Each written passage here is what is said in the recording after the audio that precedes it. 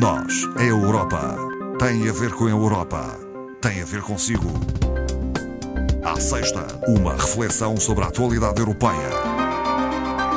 Esta tarde converso com a doutora Ana Rita Barros, formadora do Centro de Informação Europeia Jacques Delors. Boa tarde. Muito boa tarde, Ana. A doutora Ana Rita Barros, vamos começar por fazer uma referência a uma realidade debatida no Parlamento Europeu e que tem a ver com os sem-abrigo. O Parlamento Europeu considera fundamental haver um quadro europeu para os sem-abrigo.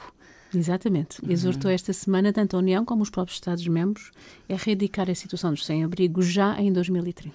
Tem crescido esta problemática? 70% nos últimos anos. É muito... Segundo os dados do Parlamento Europeu, 700 mil pessoas dormem em más condições na Europa todos os dias.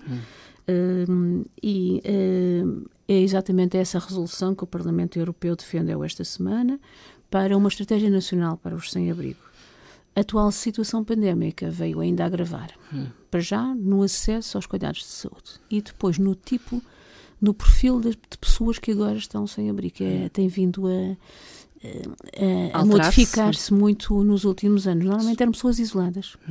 Agora são muitas famílias. Eram dependentes muitas vezes? Sim, de várias... do álcool, de outras substâncias psicoativas. Exatamente. E agora já não é só agora não. Isso. É muitas vezes por não conseguirem, fazer face às suas responsabilidades financeiras. E é isso, juntamente com migrantes, muitas mulheres também e muitas crianças. O que é problemático e daí esta preocupação notável do Parlamento Europeu. Além disso, os sem-abrigos são normalmente vítimas não só de violência, como nós sabemos, mas de uma estigmatização social muito grande. Muito grande. E a política defendida pelo Parlamento Europeu é exatamente um bocadinho diferente da tradicional. A tradicional é primeiro dar apoio e depois, enfim, se tiverem um comportamento dentro dos padrões adequados, vamos lhe dar a habitação.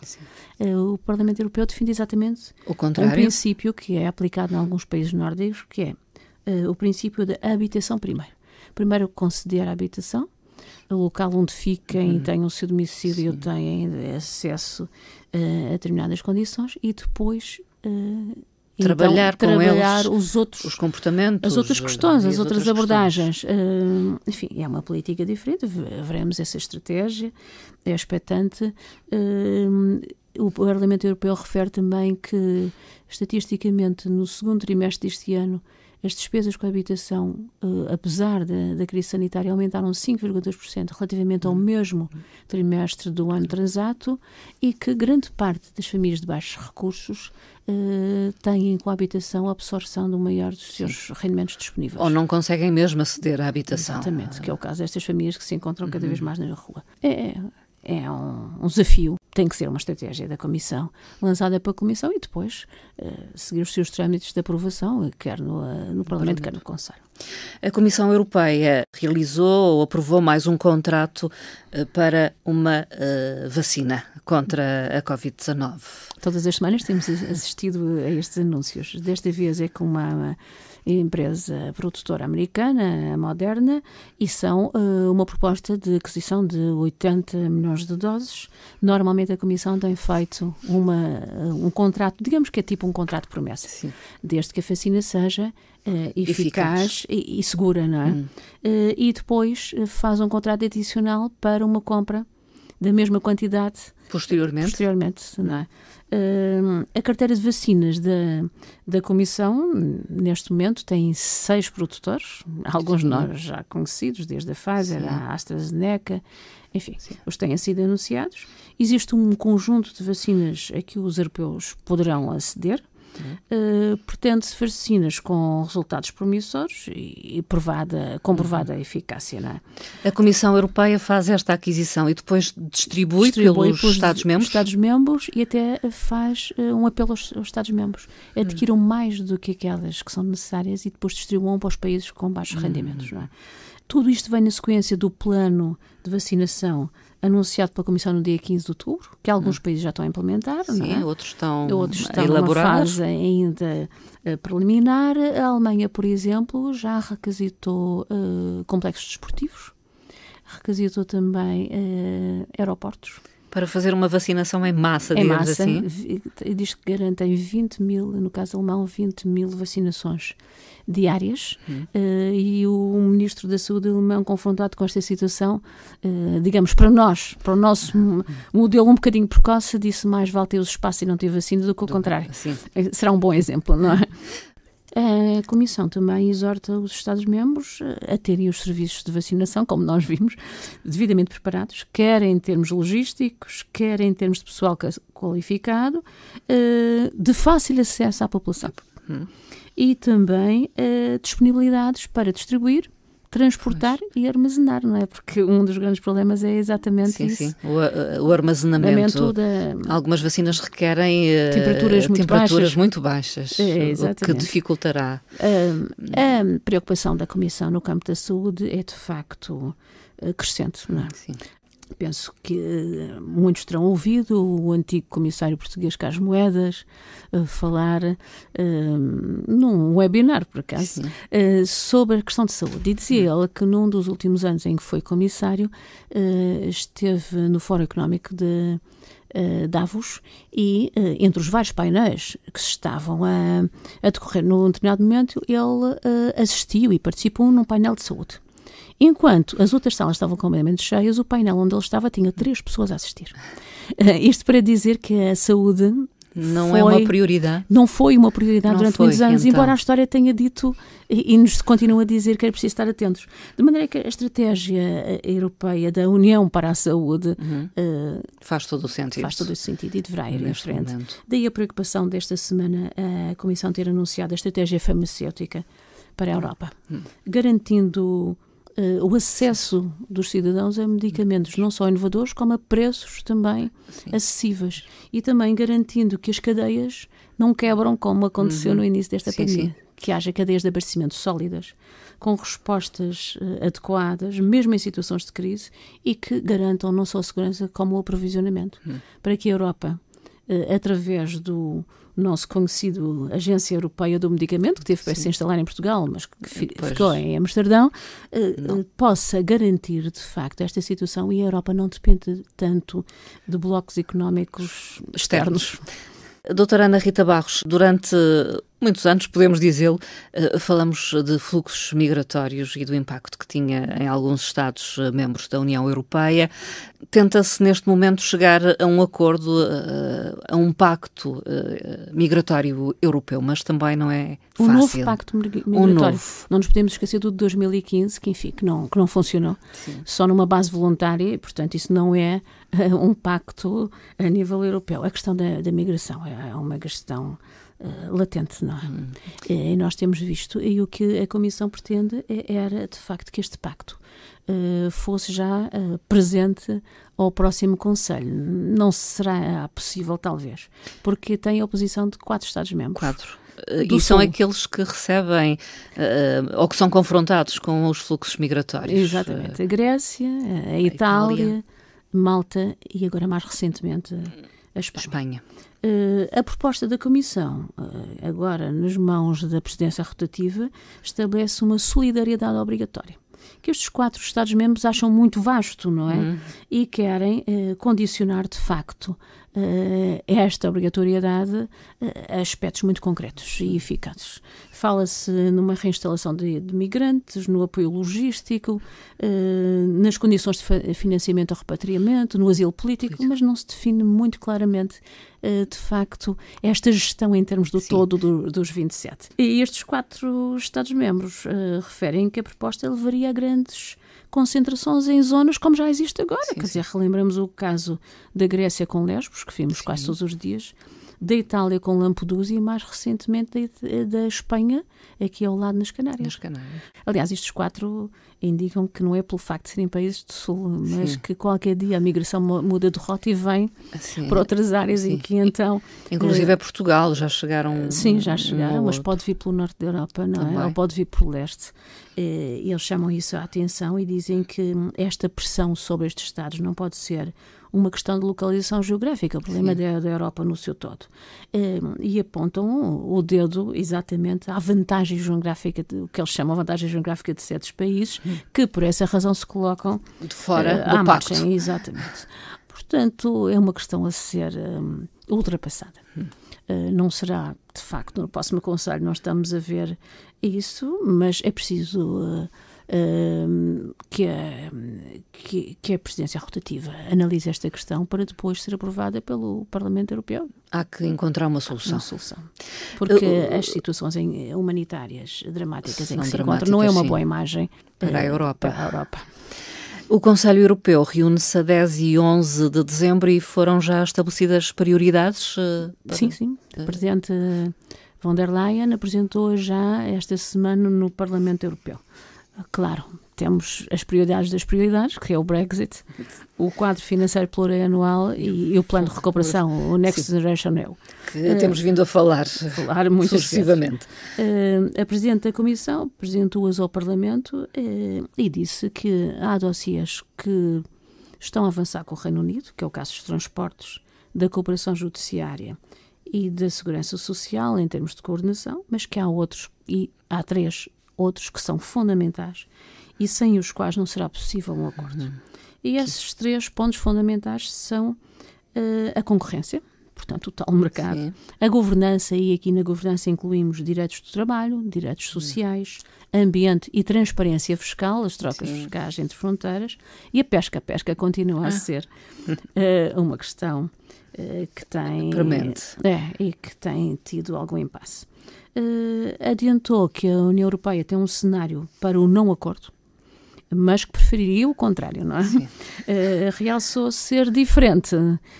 Isto, digamos que é um aviso ao Reino Unido, ser membro de pleno direito e ser um parceiro, embora privilegiado, não é? E ainda há indefinição em relação, particularmente, ao plano de recuperação? Plano de recuperação... dependente das posições da Polónia e da Hungria. Portanto, esses quadros, a Presidente relembrou também, estão claro na agenda, e têm que estar, porque senão não temos orçamento, não é? Na agenda do próximo Conselho, e vincou a importância destes fundos para cidadãos e empresas, não só dos outros 25, mas também destes 2 Estados-membros, da Polónia e da Hungria, e também agora da Eslovénia, que já está a seguir os passos. Relativamente ao ponto de discórdia, é o Estado de Direito. E relativamente a este aspecto, a Presidente disse que existe sim o Tribunal de Justiça Europeu para resolver estas questões. O Estado de Direito faz parte dos tratados e se algum Estado-membro se sentir lesado, deverá recorrer aos tribunais. Sobre os textos legais aos tribunais desta situação. Quanto aos outros temas... O habitual alterações climáticas e a questão sanitária e também o terrorismo. O terrorismo também.